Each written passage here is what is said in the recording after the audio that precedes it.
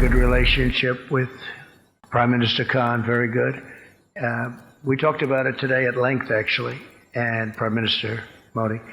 And it's no question it's a problem, but it's a problem they're working on it. We just hope, and I said I'll help, I'll do whatever I have to do if I can do that, because my relationship with both gentlemen is so good. But there has been difficulty in Pakistan, and we're seeing what we can do about it. Anything I can do to mediate, anything I can do to help, I would do. Trump ने भारतीय सरजमीन पर पाकिस्तान की तारीफों के पुल बांध दिए। उसे अब तक हल हो जाना चाहिए था। अमेरिकी सदर ने पाकिस्तान और भारत में सालसी की फिर पेशकश कर दी। बोले, मोदी से पाकिस्तान और सालसी के मुतालिक बात हुई।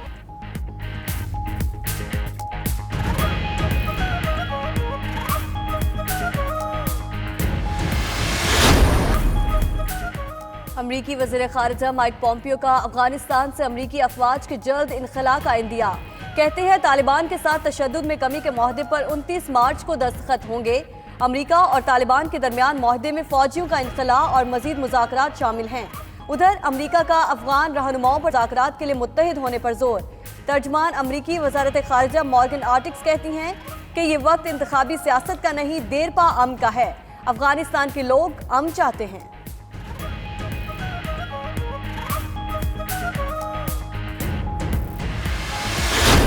मज़ीद हम दे चुके हैं, इसलिए हम ये आज ये मामला काबीना में लेकर गए। काबीना ने ये फ़ैसला किया कि इसमें मज़ीद तोसी जो है वो ना कानूनी लिहाज से, ना इखलाकी लिहाज से और ना ही मेडिकली बनती है। तो हमने इस पर आज जो है वो फ़ैसला ये किया कि मज़ीद इसमें तोसी नहीं की जाएगी।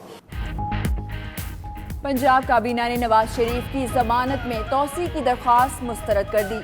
राजा बशारत कहते हैं नवाज शरीफ को 8 हफ्ते मिले, मजीद 8 हफ्ते गुजर गए, वो लंदन जाकर अस्पताल दाखिल नहीं हुए।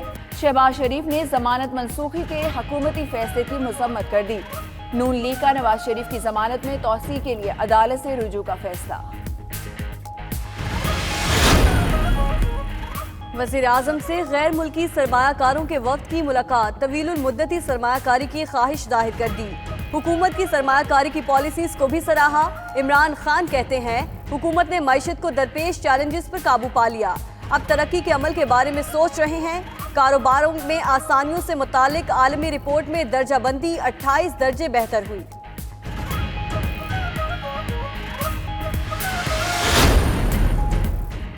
Army chief general Qamar Javed Bajwa से यूरोपियन यूनियन के सफीर की कई सुफरा के वफ्द समेत मुलाकात। ISPR के मुताबिक अफगान मुफाहमती अमल समेत इलाकाई और बाहमी दिलचस्पी के उमूर पर तबादला ख्याल किया गया। वफ्द ने इलाकाई अमन इस्तेहकाम के लिए पाकिस्तानी किरदार को सराहा। कौमी एयरलाइन में 6 एयरबस तैयारों की खरीदारी में $4.5 करोड़ करप्शन की तहकीकात। FIA ने साबिक MD PIA एजाज हारून समेत 4 ऑफिसर्स को रिकॉर्ड समेत आज तलब कर लिया। साबिक director engineering and maintenance Iftikhar Gul, assistant manager technical services Jahanzeb Khan, deputy chief engineer Junaid Khan भी शामिल।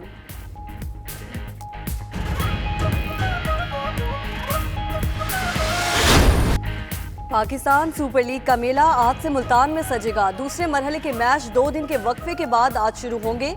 आज मुल्तान में वाहिद मैच में मुल्तान सुल्तान्स का मुकाबला पेशावर ज़ल्मी से होगा। दोनों टीम्स की स्टेडियम में नेट प्रैक्टिस।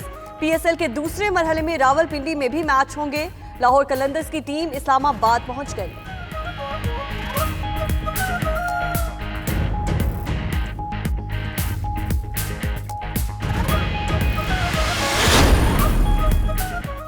लंदन में सालाना पैनकेक रेस में शरीक हर शख्स पैनकेक उठाकर 20 मीटर तक दौड़ा, उसे हवा में उछालकर दोबारा पैन में डाला। इस कोशिश के दौरान एक खातून तो बेचारी कई दफा गिरती रही।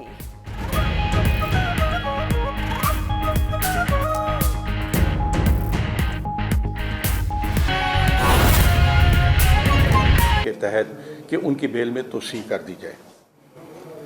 उनकी ये दरख्वास्त मौसूल होने के बाद चीफ मिनिस्टर पंजाब ने एक स्पेशलाइज्ड हेल्थ केयर डिपार्टमेंट को वो दरख्वास्त भेजी और एक मेडिकल बोर्ड जो है वो तश्कील दिया गया। मेडिकल बोर्ड ने मुख्तलिफ इजलास किए यके बाद दीगरे और मुसलसल मियाँ नवाज शरीफ साहब से और उनके मालिक जो हैं उनसे वो नई रिपोर्ट्स जो हैं उनका मुतालबा करते रहे।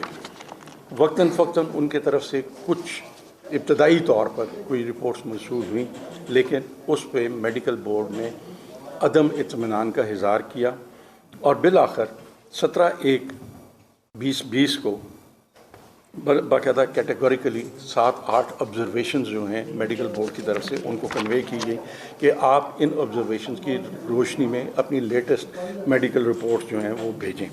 उसके जवाब में वो 17 को उन्होंने किया, 18 को वो उनको कन्वे कर दी गई, लेकिन उसके रिस्पांस में हमें ये कहा गया कि जो रिपोर्ट्स इस वक्त तक हम आपको बहुत भेज चुके हैं वही कंक्लूसिव हैं और उसी की बुनियाद पर कोई फ़ैसला कर दिया जाए, हमारे पास कोई नई रिपोर्ट्स नहीं है।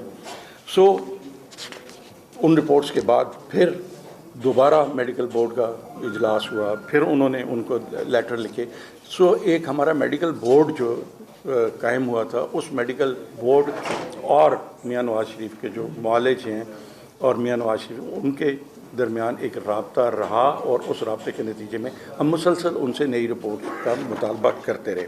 लेकिन जब उनकी तरफ से कोई हमें नई रिपोर्ट्स नहीं मिली तो चीफ मिनिस्टर पंजाब ने जो रिपोर्ट्स हमारे पास मौजूद थी उन रिपोर्ट्स पर गौर करने के लिए और हतमी तौर पर कोई फ़ैसला करने के लिए एक कमेटी कायम की, जिसमें मैं शामिल था, मोहतरमा हेल्थ मिनिस्टर साहिबा उसमें शामिल थी, उसमें एडिशनल चीफ सेक्रेटरी होम शामिल थे, एडवोकेट जनरल पंजाब थे, प्रोसिक्यूटर जनरल पंजाब थे और हमारे मेडिकल बोर्ड जो है उसके जो सरबराह हैं वो उसमें मौजूद थे।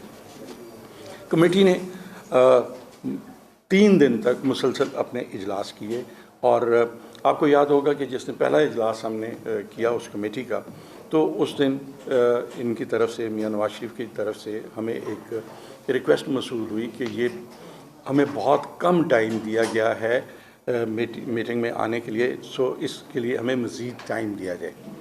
हमने उनकी इस बात को हमने तस्लीम किया और द वेरी नेक्स्ट डे हमने दोबारा मीटिंग रखी। उस दिन उनकी तरफ से अताउल्लाह तारड़ साहब तशरीफ़ लाए और उन्होंने ये कहा जी कि आप स्काइप पे मियाँ नवाज शरीफ के जो डॉक्टर हैं, डॉक्टर अदनान, आप उनका भी बयान लें।